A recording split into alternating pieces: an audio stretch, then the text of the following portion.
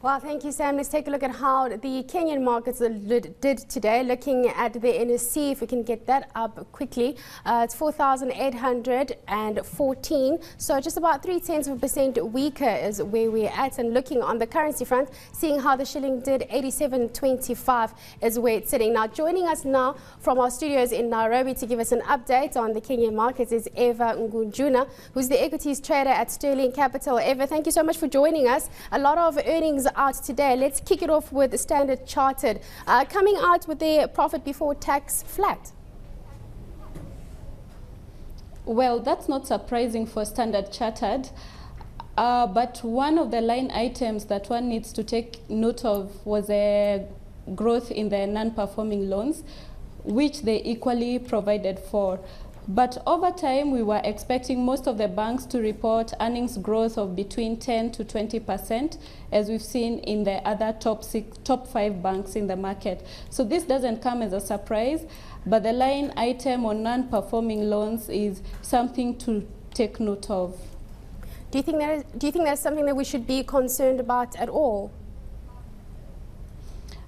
I think we should across all banks, because maybe in a later discussion, because when we go to the manufacturing sector, you find them speaking about being challenged on financing costs.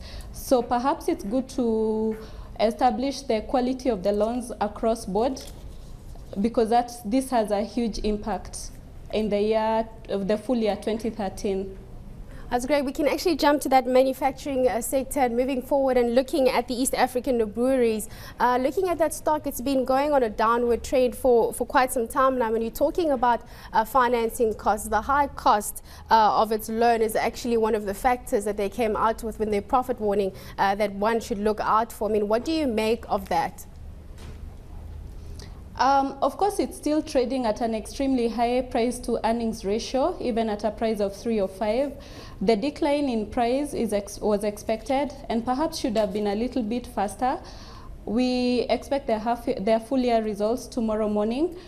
The financing costs still remain a huge challenge, and they're working about. They've said they've already warned about it in the profit warning.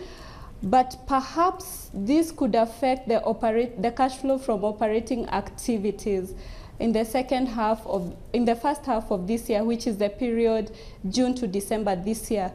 But I think it's good to wait and see what they have in line to cap the financing costs. Eva, should they maybe look at a currency conversion? I mean, would it not be cheaper or better to maybe look at getting the loan in the local unit or the shilling?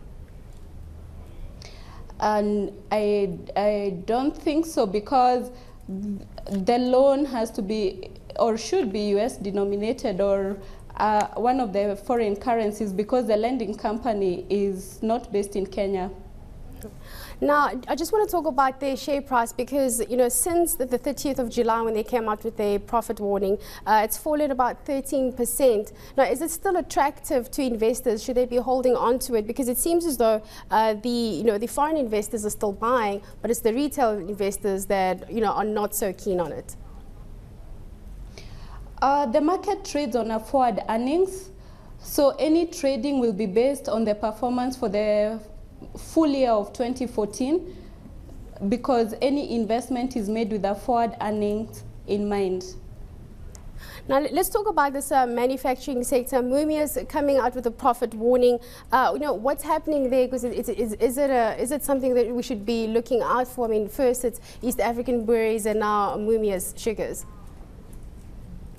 Now, unfortunately for Mumia's, they have a peculiar problem, because we have the COMESA issue that comes to an end in March next year. They're still plagued by the issue of cane poaching and the cost of production. Kenya produces 1 metric ton of sugar at $600. The COMESA countries are producing it at 400 USD. Then we find that Kenya is taxed at 24%, while the other COMESA countries have a waiver. That continues to be a problem, and it needs to be tackled both at the government level, perhaps in terms of taxation, and the issue about getting cane that can grow within a shorter duration, because competition from exporters or from importers will continue being a challenge to Mumias. And when we look at the maths of the sugar in Kenya, we see that production is going to grow by just about 1% in the next financial year, while the importation will grow by 22%. That's a very huge mismatch. And given that we have a deficit of about 30%, then most of this will still come from the importing companies rather than Mumias itself. And we find that for Mumias, any project that they've gotten into is derived from cane. So we need to tackle the cane problem with Mumias. For now, it will still continue taking a beating in the market, but we'll wait for the full year results to hear what the management has in plan. But, Eva, shouldn't the regulation to stop sugar imports, work in Mumias' favor? This is a regional agreement, so perhaps it can be tackled at that level. But remember, Mumias was given a period of about 5 years, which ends in 1 year's time, or in just about 6 months' time, and nothing much has happened. Maybe the recent announcement that they will not license new millers could be of great help. Thank you so much for that insight. That was Eva Njunguna, who's the equities trader at Sterling Capital.